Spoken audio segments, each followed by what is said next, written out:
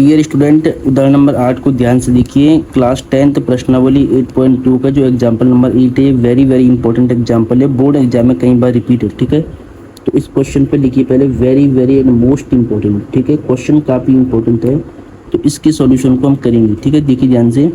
यदि sign A minus B की value 1/2 है, कॉस ए प्लस बी की वैल्यू 1/2 है, ए प्लस बी की वैल्यू 0 से बड़ी है और 90 या 90 के इक्वल है। ठीक है, 90 या 90 से छोटी है और ए का मान बी से बड़ा होना चाहिए, तो ए और बी के मान ज्ञात कीजिए। ठीक है, तो ये तो कंडीशन है कि ए और बी की वैल्यू 0 और 90 के बीच में होनी चाहिए और ए की वैल्यू बी से बड़ी होनी चाहिए और ए और बी का मान आपको निकालना है। ठीक है, क्वेश्चन काफ़ी इंपॉर्टेंट है, ध्यान से देखिए, बिल्कुल सीक्वेंस में करेंगे। ठीक है, तो सबसे पहले तो हम लिखेंगे सॉल्यूशन एंड गिवन। गिवन मतलब दिया है, हिंदी में क्या लिखेंगे आप? दिया है। तो क्या दिया है क्वेश्चन में?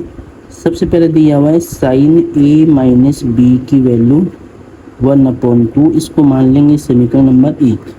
उसके बाद दिया है कॉस ए प्लस बी की वैल्यू 1/2, इसको मान लेंगे समीकरण नंबर 2। अब ज्ञात करना है ए और बी का मान। ए का मान क्वेश्चन मार्क, बी का मान क्वेश्चन मार्क। ठीक है, ठीक है, तो ए और बी का मान हमें ज्ञात करना है।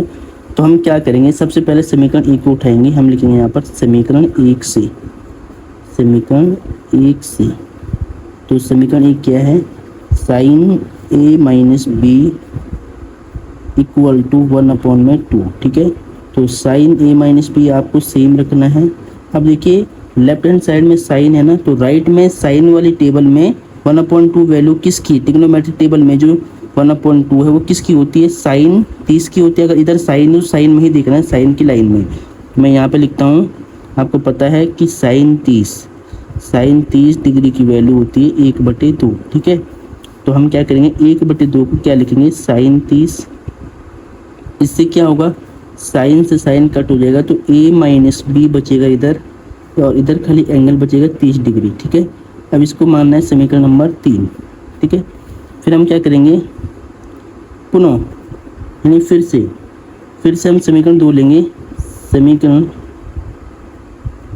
2 से, तो समीकरण 2 से हमने लिया, समीकरण 2 क्या है? Cos A plus B equal to 1/2 है। तो कॉस ए प्लस बी हम सेम रखेंगे।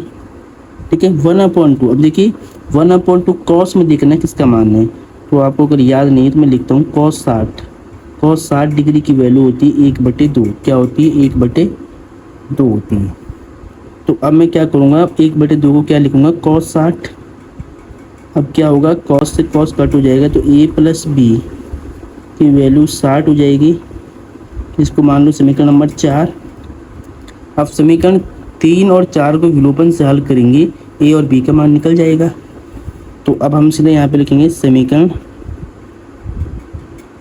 3 व समीकरण 4 से।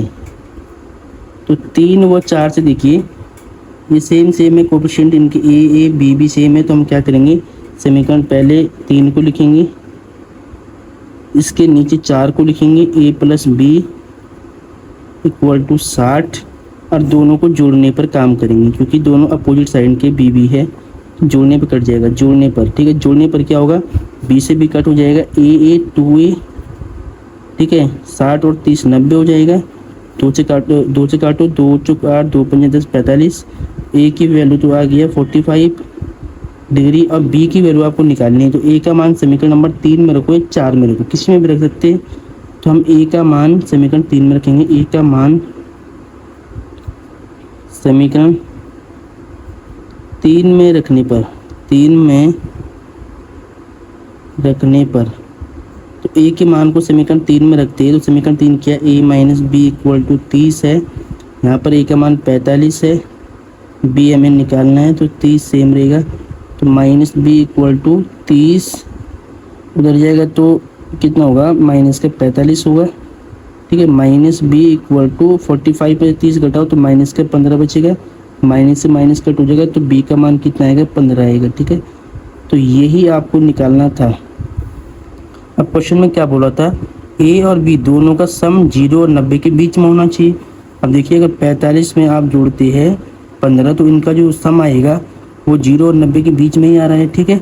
और ए का मान बी से बड़ा होना चाहिए था। देखिए ए का मान क्या है, बी से बड़ा है, ए 45 है, बी 15 है। तो इस प्रकार से इस क्वेश्चन को सॉल्व करना था। क्वेश्चन काफ़ी इंपॉर्टेंट है, इस क्वेश्चन को ध्यान से नोट करिए।